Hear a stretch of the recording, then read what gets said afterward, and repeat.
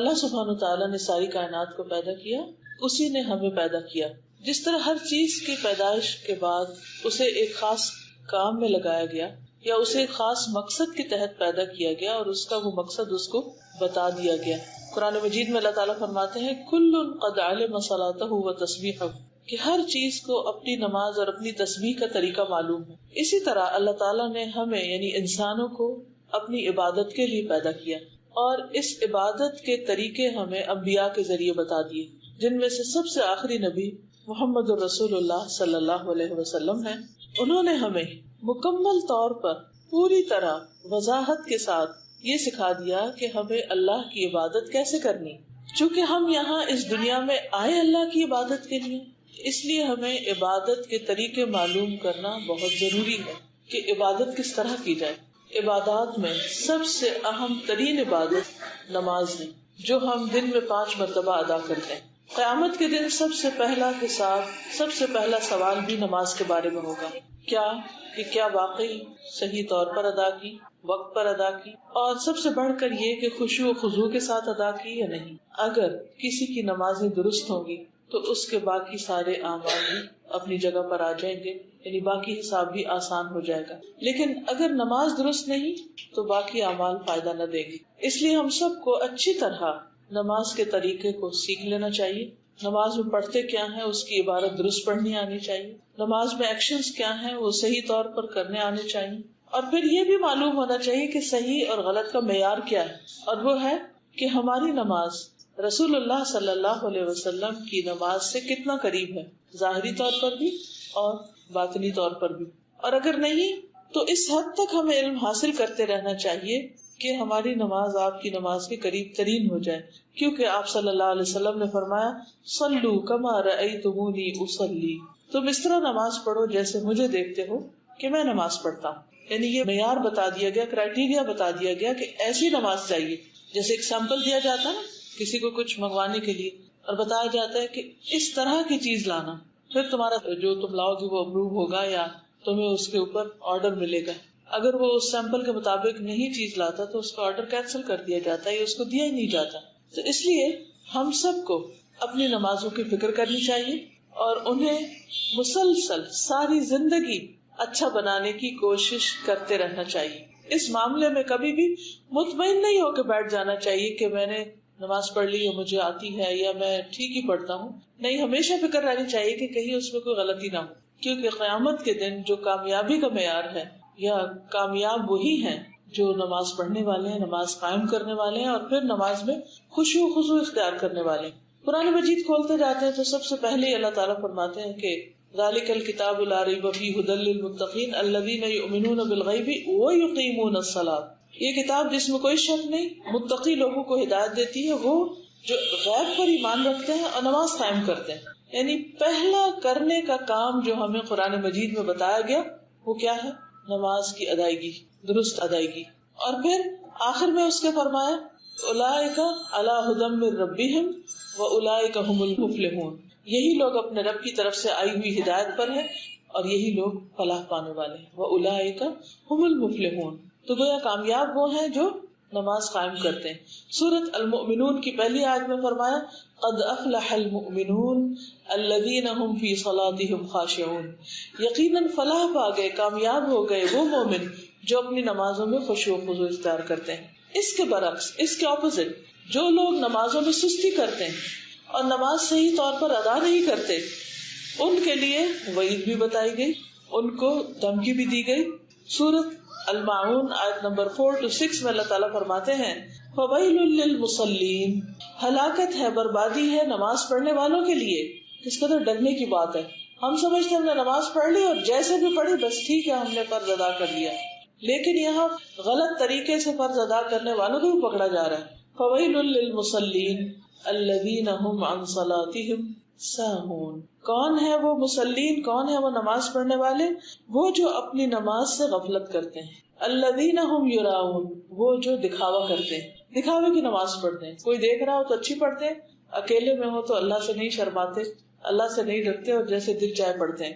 قرآن مجید میں منافقین کی صفات بتاتے ہوئے اللہ تعالیٰ فرماتے ہیں وَإِذَا قَامُوا إِلَى الصَّلَاةِ قاموا کسالى کہ جب وہ نماز کے لیے کھڑے ہوتے ہیں سستی کے مارے کھڑے ہوتے ہیں. یعنی ان کی نمازوں میں کوئی چستی، کوئی ایکٹیونیس، کوئی شوق، کوئی محبت، کوئی روحانیت کچھ نہیں ہوتا. بس وہ جیسے فجر کی نماز ہے تو اٹھے، آدھی آنکھیں کھلی آدھی بند ہے، بس جلدی سے نماز پڑھ کے دوبارہ بستر میں. یہ کیسی نماز ہے؟ سستی کی نماز ہے. یہ کس نے آپ کو کہا تھا رات اتنی دیر تک جاگو کہ تم صبح اٹھ نہ سکو اور تمہاری نماز میں کوئی چستی اور وہ خشوع و خضوع ہو ہی نہ. یہاں بھی یہ فرمایا یراؤن الناس، لوگوں کو دکھاوا کرتے ہیں. یعنی اگر اول تو نیک کام کرنے کو ان کو دل ہی نہیں چاہتا، اگر کرتے بھی ہیں تو دکھاوے کا کرتے. ولا یذکرون اللہ الا قلیلا، اور وہ اللہ کا ذکر نہیں کرتے، اللہ کو یاد نہیں کرتے مگر بہت تھوڑا. الا قلیلا یعنی ان کی نماز میں اللہ کی یاد نہیں ہوتی. یہ ہے ان کی مشکل. اور یہ منافقین کی بات بتائی گئی کہ وہ اپنی نماز میں اللہ کو یاد نہیں کرتے، کیونکہ اللہ سبحانہ و تعالیٰ نے ہمیں نماز ادا کرنے کا حکم اسی لیے دیا کہ ہم اللہ کو یاد کریں. قرآن مجید میں آتا ہے اقم الصلاۃ لذکری، نماز قائم کرو میری یاد کے لیے. اور اگر ہم اللہ ہی کو یاد نہیں کر رہے تو نماز قائم ہی نہیں ہوئی. تو ہم سب کو سوچنا چاہیے ہم اپنی نماز کس طریقے پر پڑھتے ہیں، کیا واقعی اس میں خشوع و خضوع ہے یا نہیں. تو آج میں انشاءاللہ چند باتیں اچھی نماز کے بارے میں کروں گی جس میں خصوصی طور پر خشوع و خضوع پایا جائے، کیونکہ نماز قائم کرنا ایک چیز ہے اور نماز میں خشوع اختیار کرنا دوسری چیز. اب سوال یہ پیدا ہوتا ہے کہ خشوع کا مطلب کیا ہے، یعنی نماز میں خشوع ہے کیا کہ جو ہمیں اختیار کرنا ہے. خشوع دراصل ایسی کیفیت کا نام ہے، ہمارے اوپر ایک ایسی کیفیت آتی ہے کہ دل عاجزی اور انکساری کے ساتھ اللہ رب العالمین کے سامنے کھڑا، کہ انسان دل کی عاجزی اور انکساری اور ہمبلنس کے ساتھ اللہ کے سامنے کھڑا ہو، کہ یہ محسوس ہو کہ بندہ اپنے عظیم الشان رب کے سامنے اپنی عاجزی کا اظہار کر رہا ہے کہ یار میں کچھ نہیں، I'm nothing، تو ہی ہے سب کچھ، ساری بڑائی تیرے لیے، ساری قدرت تیرے لیے، سارا علم تیرے پاس، میرے پاس تو کچھ بھی نہیں، میں تو ایک فقیر عاجز بندہ ہوں. اگر نماز کے اندر واقعی یہ عاجزی نظر نہیں آتی اور یہ کیفیت پیدا نہیں ہوتی کہ انسان کو اپنے کم ہونے اور رب کے عظیم ہونے کا احساس اور ہر چیز سے بڑھ کر عظیم ہونے کا احساس ہو، تو ایسی نماز میں خشوع نہیں ہوتا. اصل میں بات یہ کہ اللہ تعالیٰ نے جب ابلیس کو حکم دیا کہ وہ آدم کو سجدہ کرے تو اس نے انکار کر دیا، ابا واستکبر، اور تکبر کیا، وکان من الکافرین، اور انکار کرنے والوں میں شامل ہو گیا، اور پھر اللہ سبحانہ تعالیٰ کو بلیم کرنے لگا. بہرحال اس کو غصہ اس بات کا تھا کہ یہ انسان جس کی وجہ سے میرا یہ مقام گر گیا، اب میں اس کو نہیں چھوڑوں گا. تو اللہ تعالیٰ سے اس نے فوراً مہلت مانگی کہ مجھے قیامت تک زندگی دی جائے تاکہ میں انسان اور انسان کی اولاد کو بھٹکاؤں. اور اسی موقع پر اس نے کہا تھا ثم لآتینہم من بین ایدیہم ومن خلفہم وعن ایمانہم وعن شمائلہم ولا تجد اکثرہم شاکرین. میں ان کے آگے سے بھی آؤں گا، ان کے دائیں طرف سے آؤں گا، ان کی بائیں طرف سے آؤں گا اور ان کے پیچھے سے آؤں گا، اور تو ان کی اکثریت کو شکر گزار نہیں پائے گا. اور یہ جو کیفیت ہے آگے سے آنے کی، دائیں بائیں پیچھے، یہ ہر نماز میں آپ محسوس کر سکتے کہ شیطان ہر طرف سے آ کے آپ کو مختلف طرح کے خیالات ڈالتا ہے. اب اچھا ہوتا کہ آپ شروع کیا، کوئی بات دل میں آئی، آپ نے اس کو جھٹکا اور پھر لگے پڑھنے، 2 لفظ ابھی پڑھے نہیں تو ایک اور بات آ گئی، اچھا اس کو جھٹکا نہیں تو دوسری ایک اور آ گئی، اس کو نہیں تو تیسری ایک اور آ گئی، اور اتنے میں آپ کے رکوع کا ٹائم ہو گیا، وہاں کچھ نئے سلسلے شروع ہو گئے، اور سجدہ کیا تو کچھ اور اس طرح انسان مسلسل ایک اسٹرگل میں اور ایک جدوجہد میں رہتا ہے.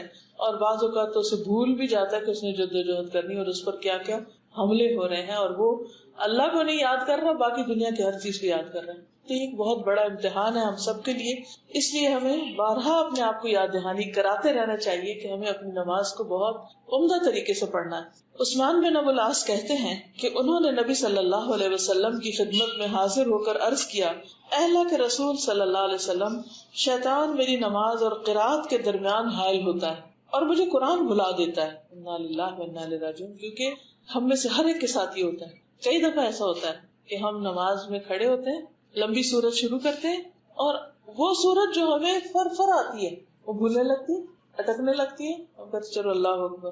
رسول اللہ صلی اللہ علیہ وسلم نے فرمایا، وہ شیطان ہے جسے خنزب کہا جاتا ہے. جب تم ایسی بات محسوس کرو تو اس سے اللہ کی پناہ مانگ لیا کرو اور اپنے بائیں جانب 3 مرتبہ تھوک دیا کرو، چھٹکار دیا کرو ایسے. بس میں نے ایسے ہی کیا تو شیطان مجھ سے دور ہو گیا، اس کے بعد وہ نہیں بھولے. تو اس سے کیا پتہ چلتا ہے کہ شیطان تو آئے گا آگے سے پیچھے سے دائیں بائیں ہر طرف، لیکن ہمیں اس کے مقابلے کے لیے اپنے رب کی پناہ لینی، اپنے رب سے مدد لینی. دیکھیں کہ ایک ہوتا ہے وہ شخص جس کا آپ مقابلہ کر لیتے ہیں، ایک ہوتا ہے جس کا آپ نہیں کر سکتے، تو آپ کو دوسرے کی ہیلپ چاہیے تھی، مدد چاہیے تھی. تو بندوں میں سے تو کوئی نہیں شیطان کو پکڑ سکتا، اللہ ہی کو اس پر کنٹرول. تو انسان اللہ کی پناہ لے، اللہ کی مدد لے. اور نبی صلی اللہ علیہ وسلم کے بتائے ہوئے طریقے کے مطابق نماز کے اندر ہی 3 دفعہ بائیں طرف رخ کر کے تھتکار دے تو وہ دور ہو جائے گا. نبی صلی اللہ علیہ وسلم نے فرمایا اس امت میں سب سے پہلے خشوع ختم ہوگا، حتیٰ کہ تمہیں ایک بھی خشوع والا آدمی نظر نہ آئے گا. یعنی اس طرح ختم ہو جائے گا خشوع نمازوں میں سے کہ لوگ نماز پڑھتے تو نظر آئیں گے، لیکن ان کو دیکھ کے یہ نہیں لگے گا یہ اللہ کے سامنے کھڑے ہیں. آپ کو معلوم ہے نا، ہم سب فارملی جا کے دن میں 5 بار اللہ سبحانہ تعالیٰ کے سامنے کھڑے ہوتے ہیں. اللہ تعالیٰ کو معمولی ہستی تو نہیں، کسی بڑے انسان کے سامنے بھی جا کھڑے ہوتے ہیں، ہمارے دل میں ڈر ہوتا ہے. اللہ کے سامنے اتنے نڈر ہو کے کھڑے ہوتے ہیں، کوئی خوف ہی نہیں ہوتا، کوئی فیلنگ ہی نہیں آتی.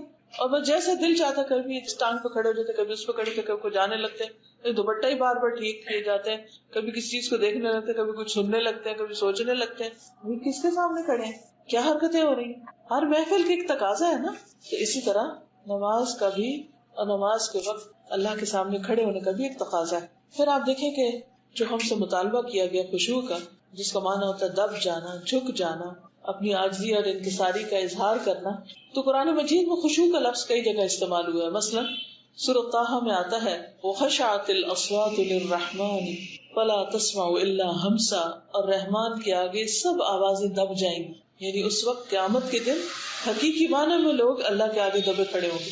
اس منظر کو یاد کر لیا کریں کہ قیامت کے دن میں کیسے کھڑا ہوں گا، کیا آج ویسے ہی ہو رہا. پھر اسی طرح پیغمبروں کی صفت یہ بتائی گئی وَيَدْعُونَنَا رَغَبًا وَرَهَبًا وَكَانُوا لَنَا خَاشِعِينَ، وہ ہمیں رغبت اور خوف سے پکارتے تھے اور وہ ہمارے لیے عاجزی کرنے والے تھے. اللہ کے جو مقرب نیک بندے ہوتے ہیں، پیغمبر ہوتے ہیں، ان کی نمازوں میں خشوع ہوتا ہے. اسی طرح سورۃ البقرہ میں فرمایا 45 وَإِنَّهَا لَكَبِيرَةٌ إِلَّا عَلَى الْخَاشِعِينَ، یہ نماز یقیناً بہت بھاری ہے، بہت بڑی ہے، مگر عاجزی کرنے والوں پہ نہیں. ان کو نماز مشکل نہیں لگتی، بلکہ وہ اس میں انجوائے کرتے، انہیں پتہ بھی نہیں چلتا کہ کتنا وقت گزر گیا. تو خشوع کا بیسیکلی مطلب ہے کہ اللہ کے سامنے نماز میں عاجزی سے کھڑے ہونا، پوری طرح ادب کے ساتھ، احترام کے ساتھ، فرما برداری کے ساتھ، کیونکہ اسی میں ہماری فلاح ہے، اسی میں ہماری کامیابی ہے. یہ کس وقت آتا ہے؟ یہ اس وقت آتا ہے جب انسان کو یہ یقین آ جائے کہ اللہ سبحانہ تعالیٰ بڑا ہے، بہت بڑا، بہت عظیم ہے میرا رب، اور میں اس کے سامنے کوئی حیثیت نہیں رکھتا. اسی لیے قرآن مجید میں آتا ہے کہ جب اللہ تعالیٰ نے زمین و آسمان پہ پیش کیا یہ کلام تو انہوں نے اس کو اٹھانے سے انکار کر دیا.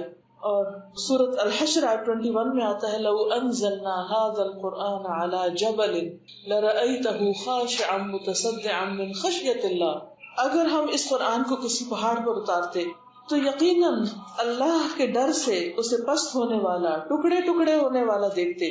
اور یہ مثالیں ہم لوگوں کے لیے بیان کرتے تاکہ غور و فکر کریں کہ اللہ کا کلام پہاڑ پہ تو اتنا بھاری تھا، اور ہم اللہ کا کلام پڑھتے ہیں، اللہ کے آگے کھڑے ہوتے، یعنی ہمارے کان میں جھونک نہیں ریگتے اور ہمارا دل ڈرتا ہی نہیں، اور اس کے اندر کسی قسم کی ہیبت اور خوف اور روب اللہ کا آتا ہی نہیں. اس کے مقابلے میں بندوں کا روب اور بندوں کا خوف زیادہ ہوتا ہے. لیکن جو ایمان والے ہوتے ہیں ان کا دل اللہ کا ذکر سنتے ہی کانپ اٹھتا ہے. جب وہ قرآن پڑھتے ہیں تو ان کے اندر ایک خاص کیفیت پیدا ہو جاتی. تو ہمیں ان کیفیات سے اپنا آپ کا جائزہ لینا چاہیے کہ کیا واقعی ہمارے اندر ایسی کیفیت پیدا ہوتی ہے. کیونکہ نماز ہو یا غیر نماز، اللہ سبحانہ وتعالیٰ نہ ہمارا لباس دیکھتا ہے، نہ ہماری شکلیں دیکھتا ہے، بلکہ وہ ہمارا دل دیکھتا ہے اور ہمارے اعمال دیکھتا ہے کہ ہم کرتے کیا. یعنی ہماری نماز کیسی ہے ظاہراً، اور ہمارے دل کی کیفیت کیا ہے. یعنی 2 چیزیں اللہ تعالیٰ دیکھتے ہیں. ایک ہمارا ظاہر کیسا، یعنی ایکشن کیسے کر رہے ہیں ہم، پراپر ہیں کہ نہیں، اور دوسرے یہاں کیا ہے، دل میں کیا ہے، اس کی کیفیت کیا ہے، کیا باتیں سوچ رہے ہیں ہم، خیالات کیا ہے نماز میں. اس لیے اس کی بہت حفاظت دونوں چیزوں کی کرنی چاہیے. بعض لوگ کہتے ہیں کہ ہم تو بہت دل لگا کے نماز پڑھتے ہیں، کیا فرق پڑتا ہے باریک دوپٹے میں پڑھ لو، کیا فرق پڑتا ہے آدھا سر ننگا ہو، کیا فرق پڑتا ہے بار بار اسے ٹھیک کر لو. ٹھیک ہے، کپڑے تو خوبصورت پہن کے اللہ کے سامنے کھڑے ہونا چاہیے، ٹھیک ہے. قرآن مجید میں آتا ہے خذوا زینتکم عند کل مسجد، ہر نماز سے پہلے اپنی زیب و زینت اختیار کرو. لیکن اس کا یہ مطلب نہیں کہ اس قسم کی زیب و زینت جو نماز میں خلل ڈال دے، ایسا زیور ہو یا ایسا کپڑا ہو کہ جس کو پہن کے انسان سیلف کانشیس رہے اور نماز کی طرف توجہ نہ جائے یا نماز میں خلل ڈال دے، تو وہ کس کام کا، جس نے ہمیں ہمارے رب سے دور کر دیا اور اللہ تعالیٰ تو وہ دیکھ بھی نہیں رہا، یعنی دیکھ نہیں رہا یعنی اس کو پسند بھی نہیں کہ جو چیز ہمیں اس کی راہ سے دور کرے۔ اب یہ ہے کہ جیسے پہلے بات ہوئی کہ اگر خشوع ہوتا ہے نماز میں تو کیا فائدہ ہے اور نہیں ہوتا تو نقصان کیا ہے، یعنی یہ نہیں کہ ہماری چوائس ہے، چاہے تو خشوع پیدا کریں نہیں تو نہ کریں، نہیں کریں گے تو اس کا بھی انجام آپ نے دیکھا کہ اللہ سبحانہ وتعالیٰ نے فرمایا فویل للمصلین الذین هم عن صلاتهم ساہون، اور دوسری طرف منافقین کی نماز کہ اذا قاموا الی الصلاۃ قاموا کسالى، اور پھر کامیاب لوگوں کی صفت کیا ہے الذین هم فی صلاتهم خاشعون۔ تو اس لیے اس کے بغیر چارہ نہیں کہ اگر ہم کامیاب ہونا چاہتے ہیں تو ہمیں یہ کام کرنا ہی کرنا ہوگا، لازمی طور پر کرنا ہوگا۔ جس سورۃ بنی اسرائیل میں اللہ سبحانہ وتعالیٰ اپنے خاص بندوں کی صفت بیان کرتے ہوئے فرماتے ہیں وَيَخِرُّونَ لِلْأَذْقَانِ يَبْكُونَ وَيَزِيدُهُمْ خُشُوعًا، کہ جب قرآن ان کے سامنے پڑھا جاتا ہے تو وہ ٹھوڑیوں کے بل گر جاتے ہیں۔ ٹھوڑیوں کے بل گرنے کا مطلب زمین میں گرنا نہیں ہوتا، ٹھوڑی جب گرتی ہے تو یہاں لگتی یعنی جھک جاتے ہیں، وَيَبْكُونَ اور رونے لگتے ہیں نماز کے اندر، اور اس جھکنے اور رونے سے یزیدہم خشوعا ان کی نماز کا خشوع بڑھ جاتا ہے۔ اس سے آپ اندازہ کر سکتے ہیں کہ خشوع کہتے کس کو ہے۔ ایک ہے نماز کے اندر جھکاؤ، ایک ہم نماز پڑھتے یوں کر کے ادھر دیکھ رہے ہیں آنکھیں بند کر کے پڑھے، اور ایک یہ ہے کہ ہم سر جھکائے ہوئے ہیں اور آنکھوں سے آنسو بھی آ جاتے ہیں۔ ہم گنے آج تک ہماری کتنی نمازوں میں آنکھوں سے آنسو آئے؟ کیا ہم دن میں کم از کم ایک نماز میں روتے؟ جسٹ ون، کوئی ایک آج کی نماز سوچیے جس میں ہم روئے ہوں۔ ہمیں کیوں نہیں رونا آتا؟ کیونکہ اللہ کا ڈر نہیں ہے، اللہ کی عظمت ہمارے سامنے نہیں ہے، ہم اسے محسوس ہی نہیں کرتے، ہم صرف فرض ادا کرنے یا خانہ پوری کا کام کرتے ہیں، اور بعض اوقات اس میں بھی سستی۔ تو رسول اللہ صلی اللہ علیہ وسلم نے فرمایا جو شخص اچھی طرح سے وضو کرے پھر 2 رکعت نماز پڑھے خشوع و خضوع کے ساتھ متوجہ ہو کر، تو ایسے شخص کے لیے جنت واجب ہو جائے گی، یعنی اتنا زیادہ فائدہ ہے ایسی نماز کا۔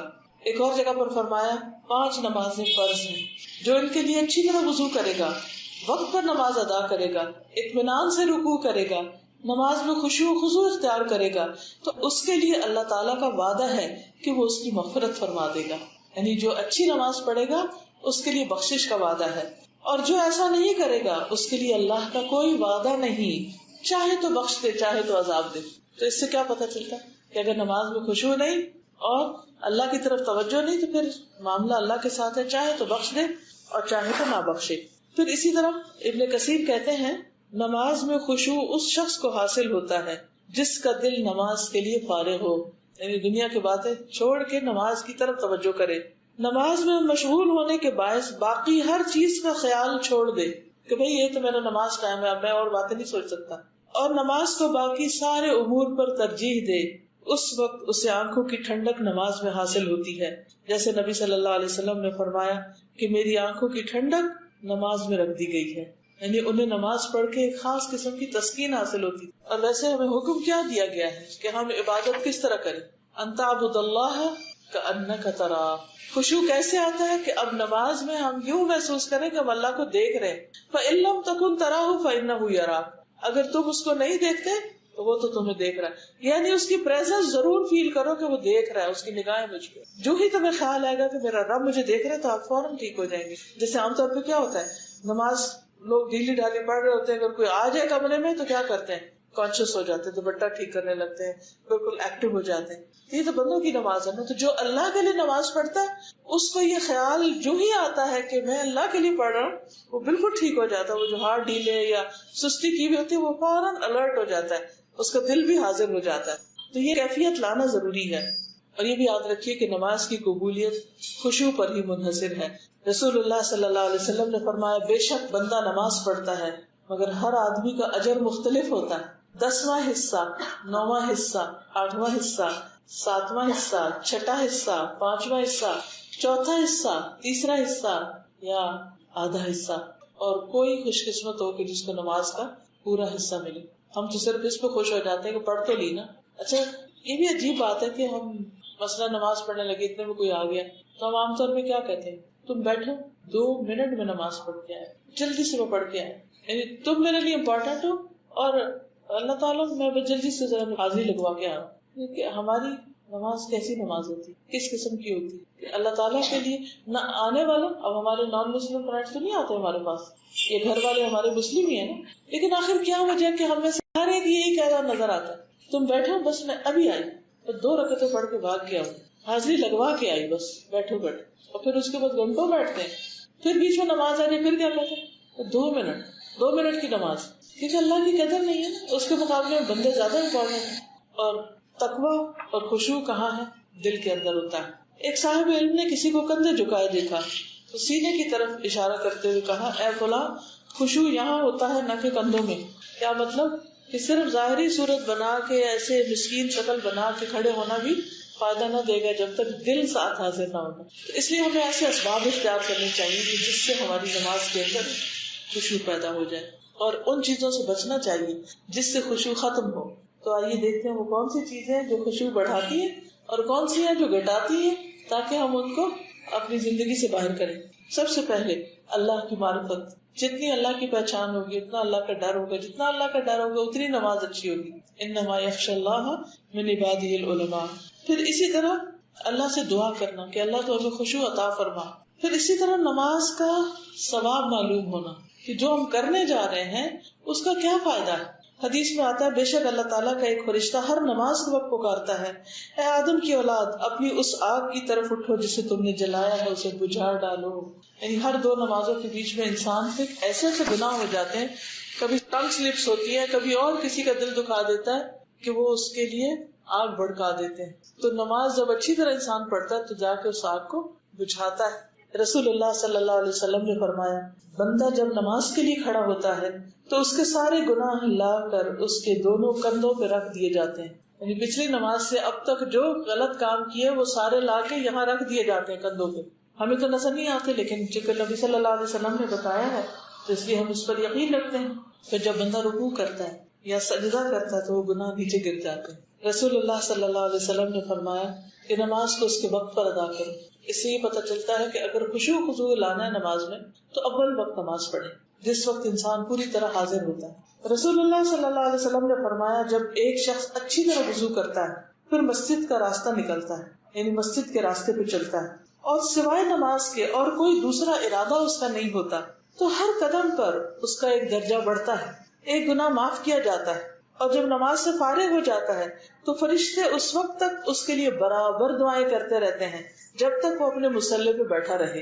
کہتے ہیں اے اللہ اس پر اپنی رحمت نازل فرما، اے اللہ اس پہ رحم فرما، اور جب تک تم انتظار کرتے رہو گویا تم نماز ہی میں مشغول ہو. اس سے بھی پتہ چلتا ہے کہ خشوع کے لیے ضروری ہے کہ نماز سے پہلے تھوڑی دیر اچھی طرح اطمینان کے ساتھ انسان تیاری کرے اور جب ختم ہو جائے نماز تو پھر تھوڑا اطمینان اور سکون کے ساتھ وہاں سے اٹھے. اور جب کوئی ایسا کرتا ہے تو اللہ تعالیٰ ایک فرشتہ اپوائنٹ کر دیتے ہیں، وہ اس کے لیے دعائیں کرتا رہتا ہے. پھر اسی طرح یہ کہ خشوع و خضوع کے لیے ضروری ہے کہ جسمانی نظافت، طہارت، صفائی ستھرائی کا خیال رکھا جائے اور ایسی تمام چیزوں سے مثلاً ایسی چیز کھانے سے پرہیز کیا جائے جس سے انسان کی توجہ دل کی طرف ہونے کی بجائے پیٹ کی طرف ہو. اسی طرح ماحول اور موسم ایسا ہونا چاہیے کہ جو کنڈیوسو ہو، انسان کے لیے سہولت پیدا کرنے والا ہو، نہ کہ آپ جہاں ٹی وی لگا ہوا ہے یا شور ہنگامہ ہو رہا ہے وہاں جا کے مصلی بچھا لیں اور آدھی لوگوں کی باتیں سنیں اور آدھی نماز پڑھیں، اس کا بھی فائدہ نہیں. پھر اسی طرح یہ ہے کہ نماز کے لیے طہارت کا اچھا انتظام کریں، مثلاً مسواک کرنا. رسول اللہ صلی اللہ علیہ وسلم نے فرمایا جب بندہ مسواک کرتا ہے پھر کھڑا ہوتا ہے اور نماز پڑھتا ہے تو اس کے پیچھے فرشتہ کھڑا ہو جاتا ہے، وہ اس کی قرات سنتا ہے اور اس سے قریب ہو کر کھڑا ہوتا ہے حتیٰ کہ وہ اپنا منہ اس کے منہ پر رکھ دیتا ہے فرشتہ. پھر قرآن کا جو حصہ بھی اس کے منہ سے نکلتا ہے فرشتے کے پیٹ میں چلا جاتا ہے. لہٰذا تم قرآن کے لیے اپنے منہ پاک رکھ. یعنی جب انسان نماز میں قرآن پڑھتا ہے تو فرشتہ بالکل ساتھ آ جاتا ہے، یعنی منہ لگا لیتا ہے اور پھر جو قرآن ادھر سے نکلتا ہے وہ اس کے اندر چلا جاتا ہے اور وہ اس طرح سمیٹ کے لے جاتا ہے پوری طرح ریکارڈ کر کے، پوری طرح محفوظ کر کے. لیکن اگر منہ سے اسمیل آ رہی ہے پیاز کی، لہسن کی اور چیزوں کی، یا ویسے ہی سانس میں بو ہے، کبھی دھیان ہی نہیں کیا مسواک کرنے یا برش کرنے کو، نماز میں کھڑے تو فرشتہ اس بو کی وجہ سے دور بھاگ جاتا ہے. تو اس لیے ہمیں اس چیز کا بھی خیال کرنا چاہیے کہ ہمارے دانت صاف ہیں یا نہیں، یا ہمارا معدہ تو نہیں خراب کہ جس کی وجہ سے اسمیل جو ہے وہ ہر سانس کے ساتھ باہر آ رہی ہے، تو وہاں کہاں فرشتے آئیں گے. پھر اسی طرح لباس باپردہ ہو، ساتر ہو، پاک ہو، کیونکہ جب کوئی انسان نماز پڑھتا ہے اور جیسے عورت کی نماز ہے تو اس کا کوئی بال ننگا نہیں ہونا چاہیے، اس کے کان ننگے نہیں ہونے چاہیے، اس کی گردن ننگی نہیں ہونی چاہیے، اس کے ہاتھوں کے علاوہ باقی بازو وغیرہ ننگے نہیں ہونے چاہیے، اس کے ٹخنے ننگے نہیں ہونے چاہیے.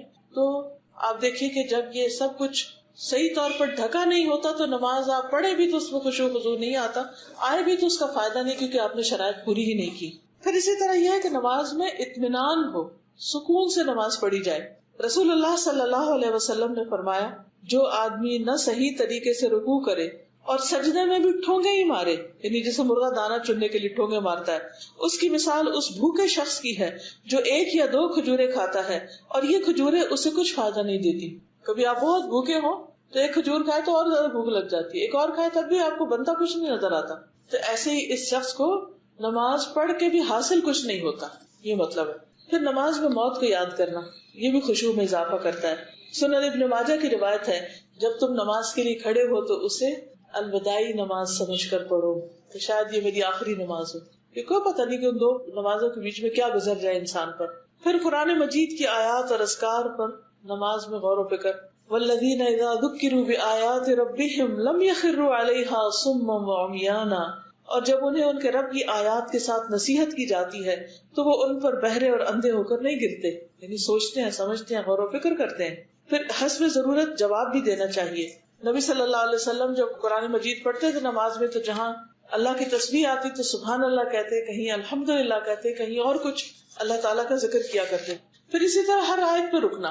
جب بہت تیز ہم تلاوت کرتے ہیں تو پھر بھی خشوع نہیں آتا، جیسے الحمدللہ رب العالمین الرحمن الرحیم مالک یوم الدین، ہر آیت کے بعد رکے، یعنی یہ نہیں کہ الحمدللہ رب العالمین الرحمن الرحیم مالک یوم الدین ایاک نعبد، ایک ہی سانس میں ساری آخر تک پڑھتے. اس سے خشوع نہیں آتا کیونکہ ساری انرجی کس میں لگے؟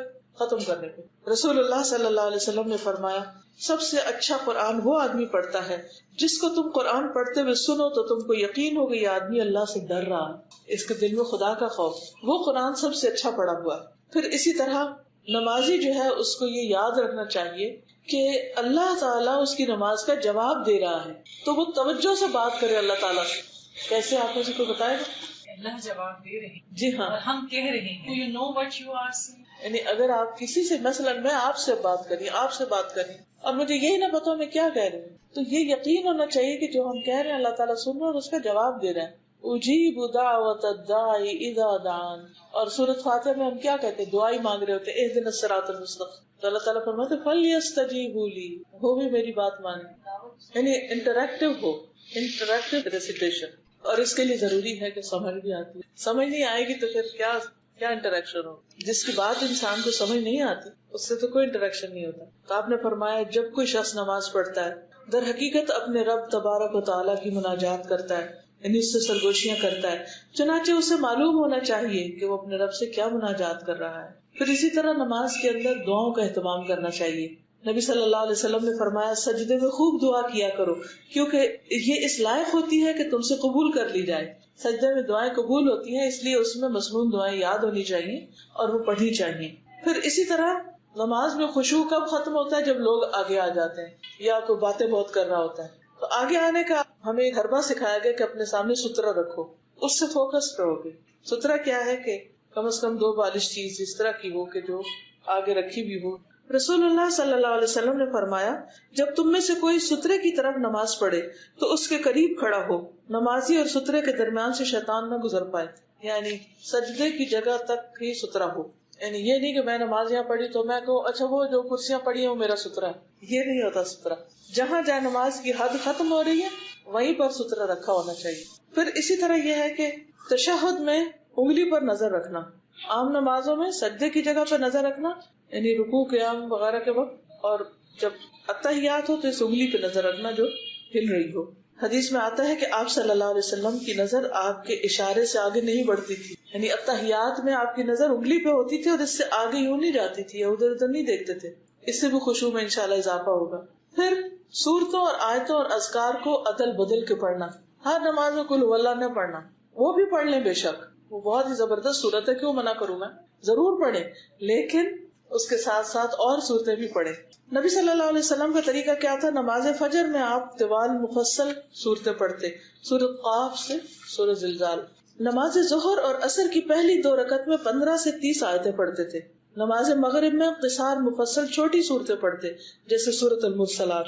نماز عشاء میں اوساط مفصل درمیانی صورتیں پڑھتے جیسے سورۃ الانشقاق. نماز تہجد میں خوب لمبی لمبی قرات کرتے جیسے سورۃ البقرہ، آل عمران اور النساء. 1 رکعت میں پڑھ جاتے بعض اوقات، اتنی طویل قرات ہوتی. اسی طرح رکوع، قوما، تشہد، ان سب میں آپ مسنون دعائیں پڑھا کرتے تھے. اگر تلاوت کرتے بیچ میں سجدہ تلاوت آ جاتا تو سجدہ تلاوت بھی کرتے تھے، اس سے نماز کا خشوع ختم نہیں ہوتا. پھر اسی طرح نماز کے آخر میں جو دعائیں ہیں ان میں بھی شیطان سے بچنے کی دعا پڑھی جا سکتی ہے. ربی اعوذ بک من ہمزات الشیاطین واعوذ بک ربی ان یحضرون. پھر نماز کے بعد انسان غور کرے کہ کیا میری نماز میں خشوع تھا، اور اس کے لیے اسی جگہ بیٹھ کے کچھ ذکر اذکار کرے جو مسنون ہے.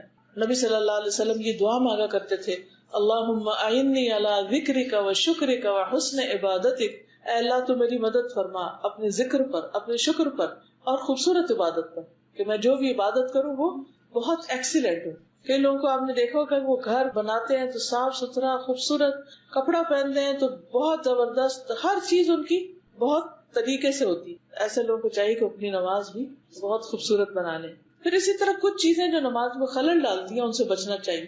مثلا اگر آپ کا وضو ٹوٹنے والا ہے تو آپ کے نہیں میں نماز پوری کر لوں اور آپ کو واش روم جانا ہے اور واش روم جانے کے بجائے آپ مصلی پہ آ کے کھڑے ہو جائیں کہ جلدی سے میں سنت پڑھ کے پھر چلی جاؤں گی تاکہ دوبارہ وضو نہ کرنا پڑے، تو یہ چیز بھی خشوع میں خلل ڈالتی ہے.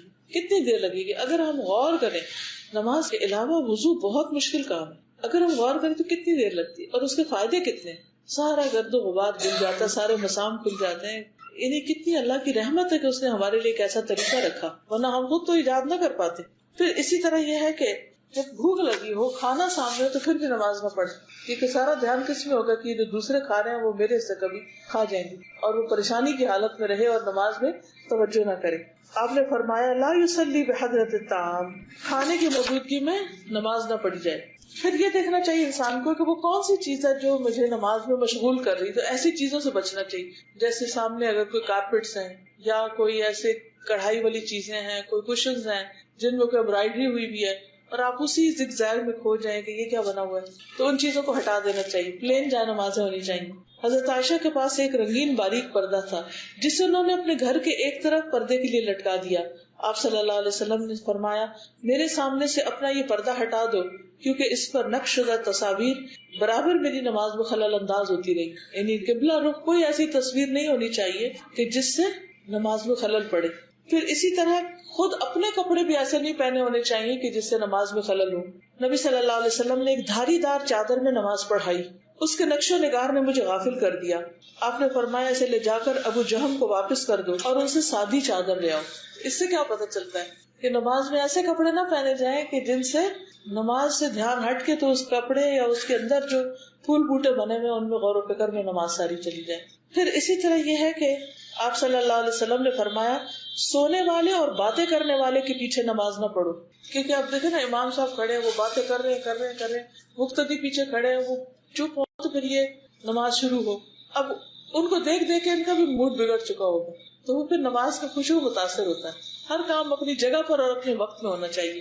پھر اسی طرح یہ ہے کہ سونے والا یعنی جس کو ہوش ہی نہیں ہے، کوئی نشے میں ہے یا ویسے سو رہا ہے تو اس کو پتہ ہی نہیں ہوگا وہ کیا بول رہا ہے، وہاں بھی نماز منع کی گئی. پھر نماز کے دوران کنکریاں نہیں سیدھی کرنی چاہیے، یہ جا نماز بار بار طے نہیں کرنی چاہیے، یا دوپٹہ یا جراب یا کپڑا ان چیزوں سے بے نیاز ہو کے نماز پڑھنی چاہیے، کیونکہ یہ بھی خشوع و خضوع میں خلل ڈالتی. پھر بہت اونچی تلاوت نہیں کرنی چاہیے اور بہت دل میں نہیں کرنی چاہیے. نماز میں ادھر ادھر نہیں دیکھنا چاہیے. رسول اللہ صلی اللہ علیہ وسلم نے فرمایا جب بندہ نماز میں ہو تو اللہ تعالیٰ اس کی بات سننے کے لیے متوجہ رہتا ہے جب تک کہ بندہ ادھر ادھر نہ دیکھے، اور جب بندہ ادھر ادھر دیکھنے لگتا ہے تو اللہ تعالیٰ اس سے توجہ ہٹا لیتے ہیں. کتنی بڑی محرومی. حضرت عائشہ رضی اللہ تعالیٰ عنہا نے نماز میں ادھر ادھر دیکھنے والے کے بارے میں پوچھا. آپ نے فرمایا یہ تو چوری ہے جو شیطان بندے کی نماز سے لے لیتا ہے. پھر آسمان کی طرف نظر اٹھا کے نماز پڑھنا. رسول اللہ صلی اللہ علیہ وسلم نے فرمایا جب تم میں سے کوئی نماز میں ہو تو اپنی نگاہ آسمان کی طرف مت اٹھائے، خطرہ ہے کہ اسے اچک نہ لیا جائے. تو منع کیا گیا تو منع ہونا چاہیے، لیکن اس میں حکمت ضرور کوئی ہوگی، وہ انسان غور و فکر کرے پڑھے تو بات سمجھ میں آ جاتی ہے. یعنی آپ بڑے کے سامنے ویسی نظر کھاتے ہیں نہ، بڑے اوپر اٹھ کے جب نماز پڑھتے ہیں. پھر یہ ہے کہ نماز میں ہر جگہ نہیں تھوکنا چاہیے. پھر نماز میں جلدی نہیں ہونی چاہیے. جلدی جو ہے یہ خشوع و خضوع کے خلاف ہے. پھر نماز میں جمائیاں لینا، بلا وجہ چھینکے مارنا اور کھانسی کھانسنا. ہم کسی مجلس میں ہوتے ہیں انسان کی تو کھانسی کنٹرول کرتے کیوں؟ ہاں، اور یہ کہ دوسرے کی جس کے پاس بیٹھے اس کے لیے ٹھیک نہیں. یا تو ہم کسی سے پھر ملتے نہیں اس دوران جب ہمیں کھانسی ہو، یا پھر اگر ملے تو ہم سوری کرتے ہیں، معذرت کرتے ہیں اور ایک طرف جا کے کھانس لیتے ہیں. کیوں؟ اس کے احترام میں. اسی طرح اللہ تعالیٰ کا اتنا بھی احترام نہیں کہ ہم نماز میں پڑھیں اور کھانسی نہیں بھی آ رہی تو کھانس رہے. تو یہ سب شیطانی حربے ہوتے ہیں جو ہمیں ہمارے مقصد سے ہٹانا چاہتا ہے، یعنی اللہ کی یاد سے. پھر اسی طرح جمائی آ رہی تو اس کو حق الوسع روکنا چاہیے. پھر نماز میں کولے پہ ہاتھ رکھ لینا، یعنی بجائے اس کے کہ انسان اپنے سینے پر ہاتھ باندھے یا رکوع پراپر طریقے سے کرے، وہ کیا کرے، یوں کر کے کھڑا ہو جائے. یہ کولے ہوتے ہیں، ان پہ ہاتھ رکھ کے کھڑا ہو جائے. یہ ایک بہت ریلیکسنگ پوزیشن ہوتی ہے، تو نماز میں اس طرح کرنے سے منع کیا گیا. پھر جانوروں کی مشابہت اختیار کرنا. آپ صلی اللہ علیہ وسلم فرمایا کہ کوئی کتے کی طرح نماز میں پڑھے کہ اس کے ہاتھ آگے زمین کے ساتھ پورے ایسے لیٹے ہوئے، یعنی اٹھائے، کیونکہ جب لیٹ کے پڑھتے ہیں تو وہ خشوع ہی نہیں آتا پوری طرح. اسی طرح فرمایا کہ نماز میں کوے کی طرح ٹھونگے مارنے سے یا جانور کی طرح پھیل کر بیٹھنے سے، یا کہ کوئی شخص مسجد میں کسی جگہ خاص کر لے جیسے کہ اونٹ خاص کر لیتا ہے، تو یہ بھی طریقہ درست نہیں. ایک ہی جگہ نماز پڑھنا، ایک ہی شخص کے ساتھ نماز پڑھنا، اس سے منع کیا گیا ہے. جگہ بدلنی چاہیے. پھر اسی طرح ابو ہریرہ کہتے ہیں کہ مجھے میرے دوست رسول اللہ صلی اللہ علیہ وسلم نے 3 چیزوں کی وصیت کی اور 3 سے منع کیا. نمبر 1 مرغ کی طرح ٹھونگے مارنے سے کہ نماز جلدی پڑھنے سے. نمبر 2 کتے کی طرح پاؤں آگے پسار کر بیٹھنے سے. اور نمبر 3 لومڑی کی طرح بار بار ادھر ادھر دیکھنے سے. سب جانوروں سے تشبیہ دی گئی. پھر آپ دیکھیے کہ جو خشوع ہے اس سے انسان کے اندر آخرت کی فکر پیدا ہوتی ہے اور اس کی عبادت جو ہے وہ قبول ہونے لگتی ہے، تو وہ دنیا کے بہت سے جھنجھٹوں سے آزاد ہو جاتا ہے. اور اصل بات یہ کہ انسان کو اللہ سبحانہ تعالیٰ سے خوب خوب دعا کرنی چاہیے، کیونکہ دل ہمارے ہاتھ میں نہیں، دل اللہ کے ہاتھ میں ہے. اور اگر وہ ان کو سیدھا رکھے گا تو انشاءاللہ ہم بھی سیدھے رہیں گے. لیکن اس کے لیے ہمیں اپنی تڑپ ظاہر کرنی چاہیے کہ اللہ میں پڑھنا چاہتی ہوں اس طرح جیسے تو پسند کرے، تو مجھے وہ سکھا دی. انشاءاللہ اللہ تعالیٰ سکھا دے گا. اسی طرح دعائیں مانگنی چاہیے. کچھ اور دعائیں ہیں. ایک حدیث میں آتا ہے کہ نبی صلی اللہ علیہ وسلم اس طرح دعا مانگتے: اللہم انی اعوذ بک من علم لا ينفع ومن قلب لا يخشع ومن نفس لا تشبع ومن دعوت لا يستجاب لها. اے اللہ، بے شک میں غیر نفع مند علم، خشوع سے خالی دل، نہ بھرنے والے نفس اور قبول نہ ہونے والی دعا سے تیری پناہ میں آتا ہوں کہ اللہ تعالیٰ مجھے ان بری عادتوں سے بچا کر اپنی حفاظت میں لے لیجئے. ایک اور دعا ہے: رب اعنی ولا تعن علی وانصرنی ولا تنصر علی وامکر لی ولا تمکر علی واہدنی ویسر الہدی الی وانصرنی علی من بغى علی رب اجعلنی لک شاکرا لک ذاکرا لک راہبا لک مطواعا لک مخبتا الیک اواہا منیبا رب تقبل توبتی واغسل حوبتی وأجب دعوتی وثبت حجتی واہد قلبی وسدد لسانی واسلل سخیمۃ قلبی. اگر بچپن میں یہ دعا بچوں کو یاد کرا دی جائے تو اس میں دین و دنیا کی بہت سی بلائیاں مانگی گئی کہ اے میرے رب، تو میری مدد فرما، میرے خلاف دوسروں کی مدد نہ کر، میرے حق میں تدبیر فرما، میرے خلاف تدبیر نہ فرمانا، مجھے ہدایت دے اور ہدایت کو میرے اوپر آسان فرما دے، اور جو مجھ پر زیادتی کرے اس پر میری مدد فرما. یعنی میں اس سے بدلہ نہیں لے سکتا، تو خود اس سے بدلہ لے. پروردگار مجھے اپنا شکر گزار بندہ بنا، اپنا ذکر کرنے والا بنا اور ڈرنے والا اور فرما بردار، اپنے سامنے عاجزی اور اپنے لیے آہذاری اور رجوع کرنے والا. اور یہ کتنی خوبصورت دعا ہے جو نبی صلی اللہ علیہ وسلم نے مانگی ہے. ہم ان سب چیزوں کے محتاج ہوتے ہیں. اور پھر آخر میں میرے دل کو رہنمائی فرما، میری زبان کو درستگی عطا فرما اور میرے دل کی گندگیوں کو دور فرما. یعنی وہ جو ادھر ادھر کی پولیشن لگ گئی ہے اور اندر سب کچھ جمع ہو گیا ہے تو اس کو صاف کر دے، دور فرما دے. تو یہ تھی چند باتیں نماز میں خشوع سے متعلق. اگر آپ میں سے کوئی اور اپنا کوئی ٹپ ایڈ کرنا چاہے تو موسٹ ویلکم، کیونکہ ہر ایک کا اپنا اپنا تجربہ ہوتا ہے اور اس سے دوسرے کو فائدہ پہنچتا ہے.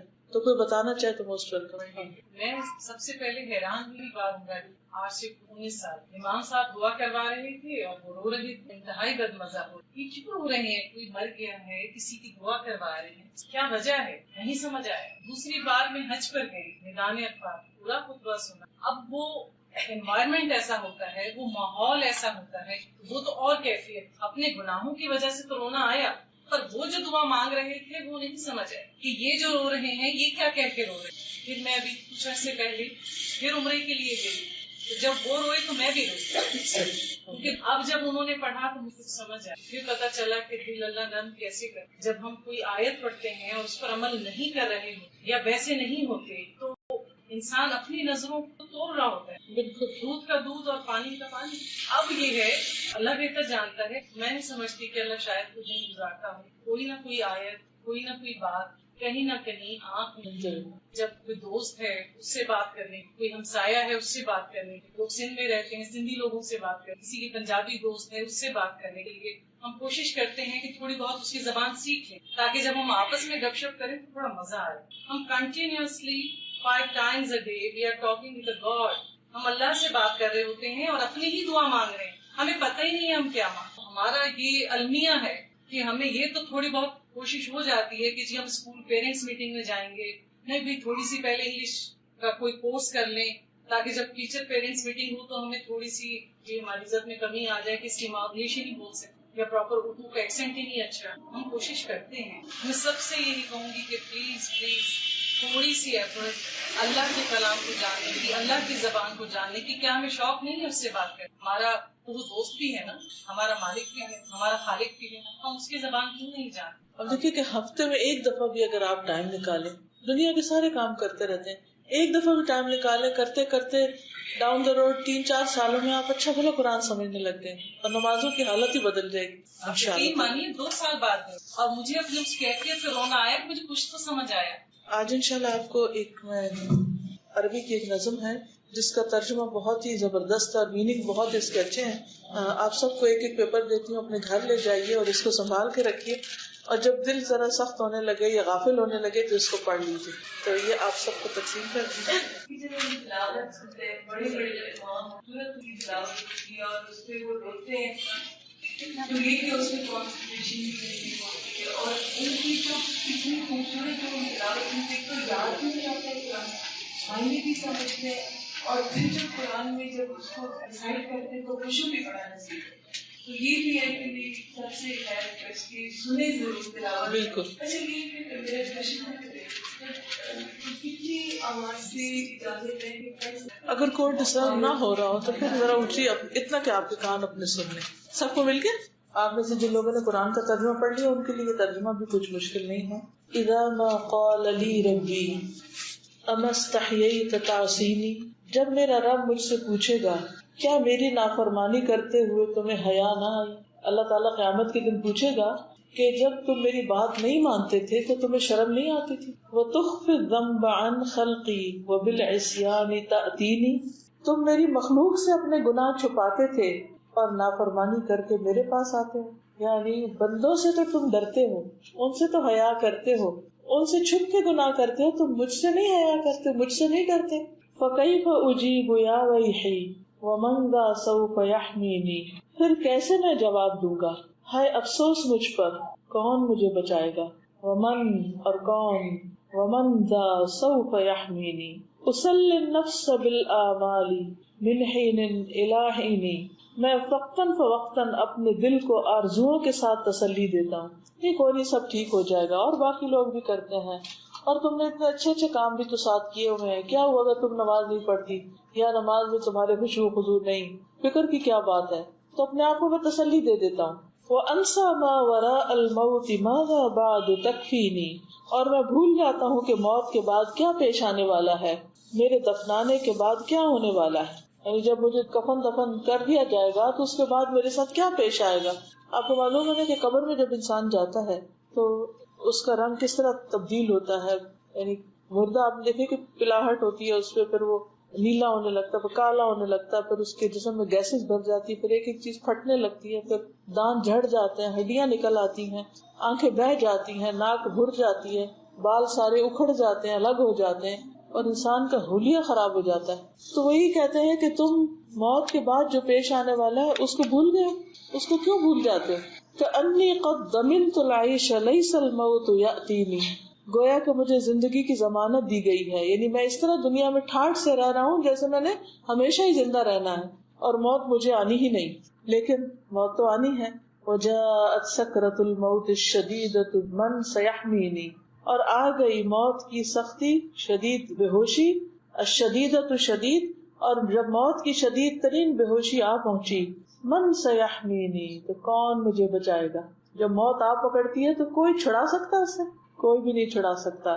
نظرت الی الوجوہ الیس منہم من سیفدینی، میں نے لوگوں کے چہروں کی طرف دیکھا، یعنی میں مر رہا تھا، موت نے مجھے پکڑ لیا اور میں سب کو دیکھ رہا تھا، کیا ہے ان میں سے کوئی ایک جو مجھے چھڑا لے؟ ان میں سے کون مجھے چھڑائے گا؟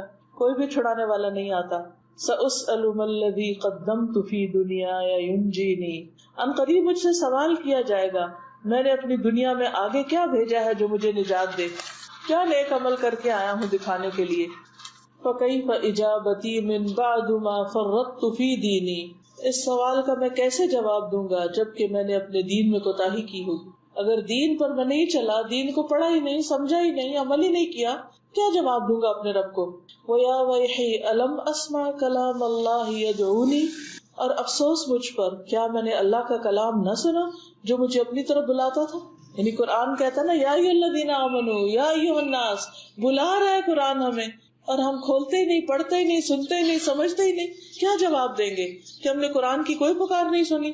الم اسمع لما قد جاء فی قاف و یاسین، کیا میں نے سنا نہیں تھا جو سورۃ قاف اور یاسین میں کہا گیا، یعنی اس میں موت کا ذکر آتا ہے.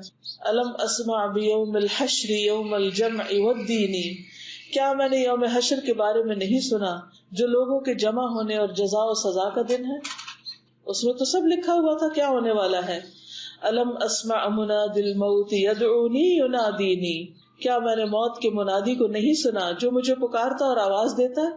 آپ کو معلوم ہے نا کہ ہر روز قبر انسان کو پکارتی کہ میں مٹی کا گھر ہوں، میں کیڑوں کا گھر ہوں، میں اندھیرے کا گھر، تو نے میرے پاس آنا ہے، اس کی تیاری کرو. لیکن ہم میں سے کتنے لوگ ہیں جو روز قبر کا سوچتے بھی ہیں.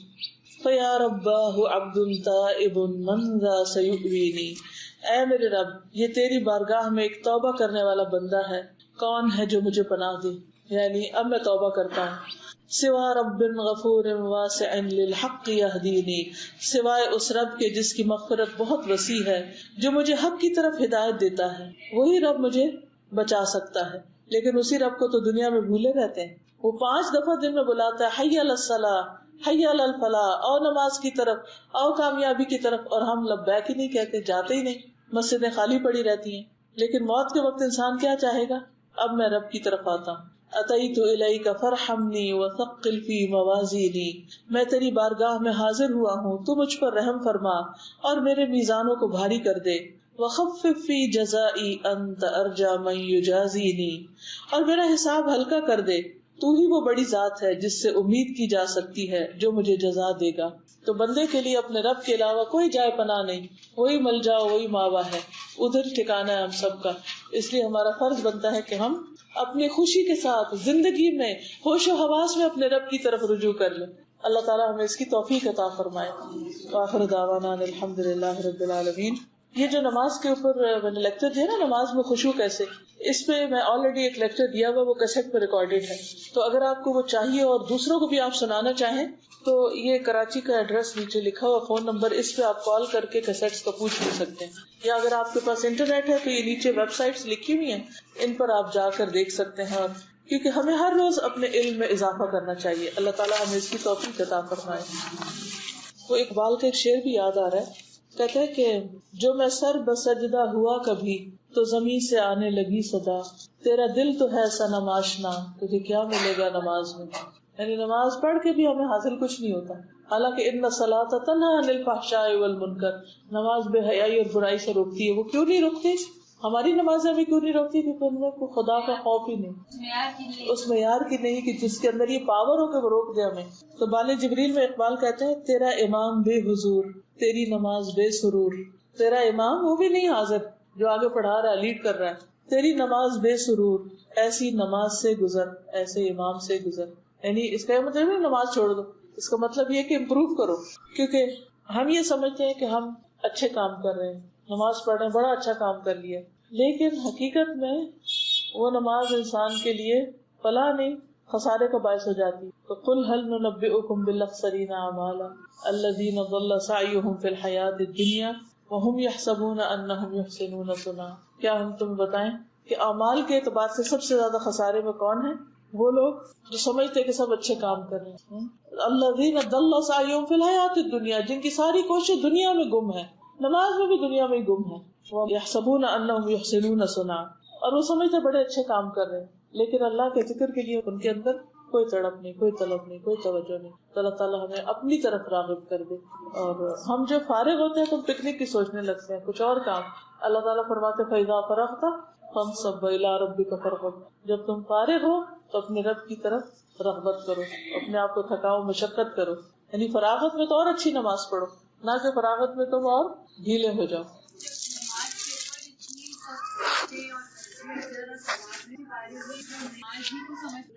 اگر خشوع نہ ہو نماز میں تو بھی پکڑ ہے، تو کہاں آپ سوچیے کہ جو نماز ہی نہ پڑھے وہ کیسے سمجھ کے بیٹھا ہوا ہے اطمینان سے کہ اللہ کو میری نماز کی ضرورت نہیں. اس پیار سے، محبت سے دعا بھی کرے اس کے لیے، اس کو توجہ بھی دلائیں. ہاں جی بالکل. فَإِذَا فَرَغْتَ، سنڈے کے دن کتنے لوگ فجر پڑھتے ہیں؟ اوکے. سبحان اللہ والحمد للہ ولا الہ الا اللہ واللہ اکبر ولا حول ولا قوة الا باللہ العلی العظیم. اللہم صلی علی محمد وعلی آل محمد کما صلیت علی ابراہیم وعلی آل ابراہیم انک حمید مجید. اللہم بارک علی محمد وعلی آل محمد کما بارکت علی ابراہیم وعلی آل ابراہیم انک حمید مجید. ربنا آتنا فی الدنیا حسنۃ وفی الآخرۃ حسنۃ وقنا عذاب النار. ربنا هب لنا من ازواجنا وذریاتنا قرۃ اعین وجعلنا للمتقین اماما. یا اللہ تو ہمارے گناہوں کو معاف کر دے، اللہ ہماری کوتاہیوں سے درگزر فرما. اللہ جو نمازوں میں بھول چوک ہم سے ہوئی ہے تو ہمیں معاف کر دے، اور آئندہ کے لیے بہترین نمازوں کی توفیق عطا فرما. یا اللہ ہمارے بچوں کو نمازی بنا، ہمارے شوہروں کو نمازی بنا. یا اللہ انہیں مسجدوں کی محبت عطا فرما. یا رب العالمین تو ہمارے دلوں میں اپنا خوف اور اپنی محبت پیدا کر دے، اور ہماری نمازوں میں خشوع و خضوع پیدا کر دے، ایسی نمازیں کہ جو واقعی ہماری آنکھوں کی ٹھنڈک بن جائیں. یا رب العالمین ہمیں مرتے دم تک نماز پر قائم رکھنا اور اپنی پسند کی نماز پڑھنے کی توفیق عطا فرمانا. یا اللہ ہمیں نماز کے جتنے بھی شرائط، آداب، ارکان ہیں ان سب کو پورا کرنے کی توفیق عطا فرما. یا اللہ تو ہماری دعاؤں کو قبول فرما. جتنی بہنیں آئی ہیں انہوں نے جو سنا ہے انہیں عمل کی توفیق دے، آگے پہنچانے کی توفیق عطا فرما. اس گھر پر اپنی خیر و برکت نازل فرما. یا اللہ انہیں اپنے دین کی بہترین خدمت کے لیے چن لے، ان کی اولادوں کو اپنی خدمت کے لیے چن لے. یا رب العالمین ہم سب کے بچوں کو نیک ہدایت عطا فرما. یا اللہ جو بھی ہمارے اہل و عیال، عزیز رشتہ دار سب فوت ہو چکے ہیں تو ان کی بخشش فرما. ہمارے والدین پر اپنی رحمت فرما. ہماری اولادوں کو ہماری آنکھوں کی ٹھنڈک بنا. یا اللہ تو ہمیں بہترین اخلاق عطا فرما. یا اللہ تو ہمیں بہترین حکمت اور سمجھ عطا فرما. ربنا تقبل منا انك انت السميع العليم وتب علينا انك انت التواب الرحيم. وصلى الله تعالى على خير خلقه محمد وعلى آله واصحابه واهل بيته اجمعين برحمتك يا ارحم الراحمين. سبحانك اللهم وبحمدك اشهد ان لا اله الا انت استغفرك واتوب اليك.